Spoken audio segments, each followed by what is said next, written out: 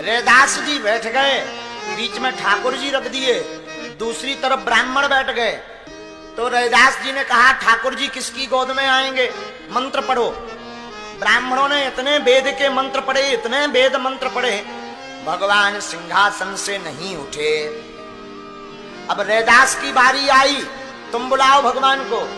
तो रैदास ने कोई मंत्र नहीं पढ़ा, रैदास बाबा गाने लगे, अब कैसे छूटे नाम रट लागी।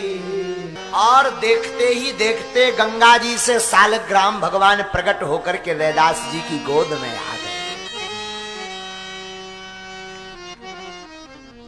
आनंद हो गया, सब जय जयकार करने लगे। श्री महामहिम रैदास जी तो राह पे बैठकर पादुका गूंथते थे। एक पंडित जी जाते थे, अरे रैदास जी आप कभी तो गंगा नहाने चलो। तो कहते हमारे पास समय नहीं गंगा स्नान करने का। हम तो जा नहीं पा रहे, आप रोज गंगा स्नान करने जाते हो।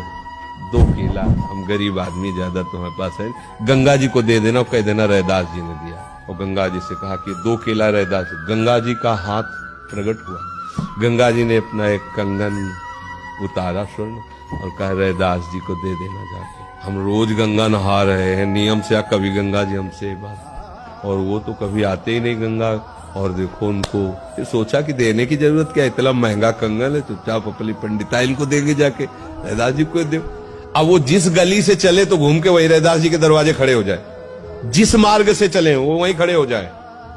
हार गए उन्होंने। दुनिया के लोगों में एक बदलाव लाने का अगर सबसे पहला अगर कोई नियम बनाया, दुनिया में बदलाव लाने का अगर क्रम चालू करा, तो संत श्री रविदास जी महाराज ने प्रारंभ करा। ये कोई साधारण से संत नहीं। मीराबाई से लोगों ने कहा तू इतनी बड़ी राजघराने की रहने वाली है, तू इतनी बड़े राजघराने की रहने वाली छत्राणी है, और तू गुरु किसको बनाई है? वो चमड़े का जूता सिलने वाले, वो चर्मकार रविदास जी को। मीराबाई ने कहा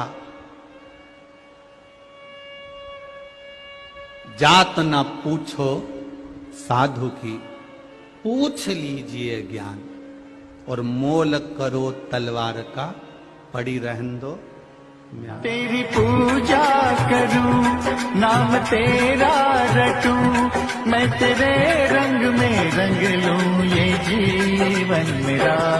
शूद्र रविदास हमारे साथ बैठकर भोजन करेगा तो हमारा धर्म नष्ट हो जाएगा, इसे हमसे दूर बिठाओ।